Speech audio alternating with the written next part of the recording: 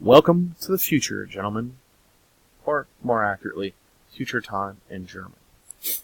How do we express the future in English? Well, there's a couple of ways. First, the obvious. We use the future tense. I will help. We also have other ways. For example, a form of go. I'm going to help. And finally, there is the present progressive tense. Are you helping? All of these are ways to express the future in English. Now, in German, they prefer not to even use the future tense. They prefer the present tense. How does this make sense to talk about the future when using a form of the verb that talks about now? Well, it's quite simple. You have clues in the sentence. Right. In fancy grammatical terms, we call these adverbial modifiers, or contextual clues. Essentially, time expressions. Right, so this example we have, Sie kommen morgen an. Right? Morgen is an adverbial modifier, which means tomorrow. So even in English we can say simply, they arrive tomorrow. There's no need to say, they will arrive tomorrow. Right, it's already clear from the use of the word tomorrow. German prefers to do this, and in fact, far more often than in English. So for example, we have here below, Ich mache es später. Literally, this means, I do it tomorrow. Now, that doesn't sound right in English. In English, we need, right, some way to express the future time. For example, I'm going to do it later, or I'll do it later, using the future tense. In German, because of the adverbial modifier, right, the time expression, you can simply use the present tense. So, später means later. So literally, it's not going to happen now. So even though you're using present tense, it is clear it is not now. Now, German still does have a future tense. And similarly to English, it is a compound tense, meaning it's a verb phrase. Okay? In English, we typically use the auxiliary verb will. Okay? Or if you want to sound fancy in British, shall. Okay? Plus the main verb. So for this example, you shall not pass. Okay? Shall is the auxiliary verb, right? Closest to the subject, and at the end, you have the main verb, pass, the main action. German is very similar. Okay? The auxiliary verb is werden. Okay? It's the present tense form of it, plus a verb infinitive. And this always comes in the final position. So we see in this example, Tim wird auch kommen. Right? Tim will also come. Right? So werd is the auxiliary verb that is conjugated, right? And kommen is the infinitive, just simply at the end. So since we're talking about Tim in the third person, and it's just him, it's singular, third person, wird, right? We use wird, as the S wird. Okay? Other cases, it's conjugated differently. Like ich werde, right? You formal, Sie werden. You informal, du wirst, right? So on and so forth. Just like other verbs, we need to memorize the conjugation for this. And this is one you should already be familiar with. Now the construct itself of using an auxiliary verb plus infinitive should not sound all that foreign to you. This is pretty much the same format as the modal verbs. So for example, right, in class, if you must leave to use the restroom, you're supposed to ask, Darf ich auf die Toilette gehen? May I go to the bathroom? Right. Darf, right, is the conjugated verb as the modal. At the end, gehen is the infinitive. It's the same format, same idea for the future tense, except werden is the auxiliary verb. Now, since German prefers to use the present tense to express the future, why then do we need a future tense? Well, there's a couple of cases when you have to use the future tense. For example, if it's not clear from the context that the events you're talking about will take place in the future. In this example here we have Ich glaube dir nicht und ich werde dir nie glauben. Right?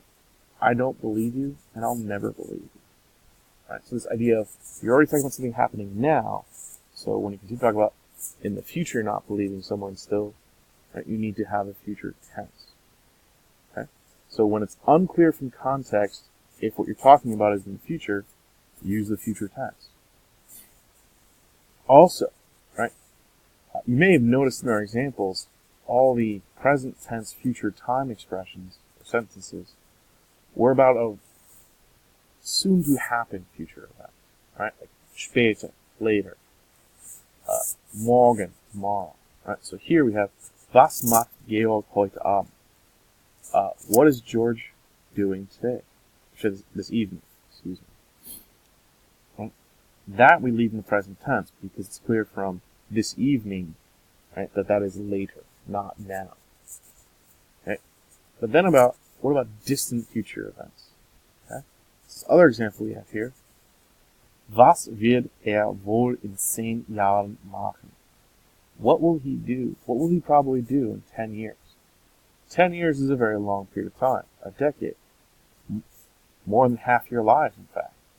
Right? So for this case, we need to use the future tense, wird machen.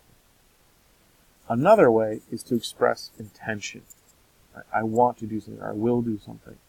Right? I intend to do this. Right? So earlier, right, your parents, for example, asked, are you going to do your homework? You said, ich mache es später. I'll do it later. Alright? Here, Paula wird es allein machen. Paula will do it alone. Right? Will do her own homework, essentially. This is the intention of it. She is going to do it, right, soon or in the future. And then there's the idea of expressing an assumption, okay, or present probability. This is used in German with adverbs such as wohl, sicher, or schon. Wohl, right, probably, sicher, certainly, and schon, already, right, not beautiful, right, that is schön, right, so schon, schön, different meanings. So, for example, we have here, Nina wird wohl zu Hause sein, right, Nina will probably already be home, is basically the idea. Okay, Nina will probably be home. Okay, so this is assuming an assumption or present probability, right? So the idea that, okay, Nina's home now. You're assuming she's there. So when you show up, she will be there. That's the concept there, okay? All right, finally, there is the future tense with dependent clauses. Now, future tense, as we said earlier, is a compound tense, just like the present perfect. And its construction is very, very similar to the modal verb construction, with two verbs, conjugate verb and infinitive. So, what happens in dependent clauses? Right, like subordinate clauses. Start with subordinate conjunctions like das, weil, then. Okay. If we remember correctly, where do those conjugated verbs go in the dependent clause? For example, meinst du, dass du diese Prüfung bestehen hast? Do you think that you passed this test? Okay. Or, Sebastian sagt, dass Ursula kommen kann. Okay. Sebastian said that Ursula can come. Notice the conjugated verb is at the end of the subordinate clause, or the dependent clause. Here, in front, in the first example we have the past, so this is the participle, bestehen. In the second example we have modal, right, so we have the infinitive.